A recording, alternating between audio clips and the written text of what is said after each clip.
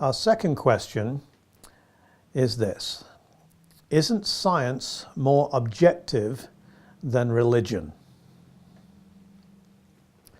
Right, how do I answer something like this? Because according to the blurb that scientists themselves often put out, science is all about objectivity. But of course, I think the comeback there is that we have to ask, what do you mean by science?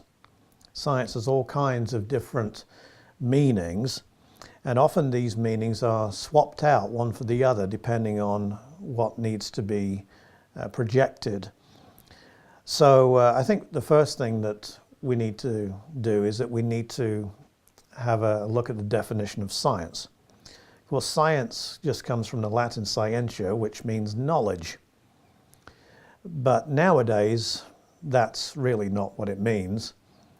Science nowadays brings forth the connotation of that factual information that is based solely on the evidence and solely on experimentation and formulation of hypotheses, which are then tested and retested and retested. And therefore, when science speaks, it speaks with absolute authority because it knows from where it speaks. That's not the case at all. Everyone comes with a bias, as we've already seen in previous discussions, and everyone comes from a different worldview. Now, if, as is the case with most scientists today, you have this worldview of naturalism, then you are not going to entertain any explanations of the phenomena that you come across which do not comport with a naturalistic view of the world. You're automatically going to kick out those things that point to a supernatural realm or even a non-physical realm. You'll throw them out. And you will be determined, doesn't matter what the evidence seems to say, to interpret the evidence along naturalistic lines. And that's exactly what modern scientists do. They often come up with absurdities when they try to do that, and then they foist them off on the populace, not with the scientific evidence, but with metaphysical stories that they make up to fit that evidence into. I think the theory of evolution is certainly the most well-known of those stories. We'll come to evolution at another time, don't worry. So what about this idea about the objectivity of science? Well, if we mean coming to certain phenomena or certain problems and dealing with it through testing and through assumption and through theorizing about it, then sure, we're dealing with objectivity, but we're not dealing with pure objectivity. Why is that? Well, because the phenomena don't have their own explanations written on the face of them. We give the interpretation to the evidence that we find, and that interpretation, and again, as we've seen this before, is often determined by what we will want to believe, either because we don't like certain explanations and we favor other explanations, or because our worldview prohibits one explanation over another one.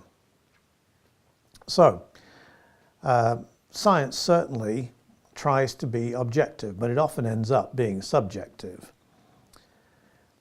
And by the way, that is recognized by many philosophers of science. I've quoted Michael Polanyi before, but Polanyi, who was a world-class chemist, would often point out to people that science was not about this man or woman donning a white lab coat and going into his laboratory and in this detached fashion just finding out facts, through the testing of his different theories and so on. No, rather it was because of his training, because of his background, because of the community that he worked in. He would come and, because of the skills that he'd acquired, reach certain conclusions on the basis of hunches that he had, which he would then test out in the laboratory. And so there was a strong subjectivistic aspect to science that Polanyi pointed out.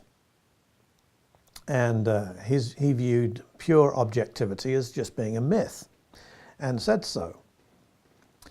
Others that have pointed this out have been people like Thomas Kuhn, Paul Feyerabend, and well, a number of other leading philosophers of science.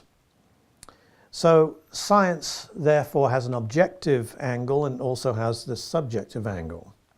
What about religion? Well, religion, again, depends what you mean by it.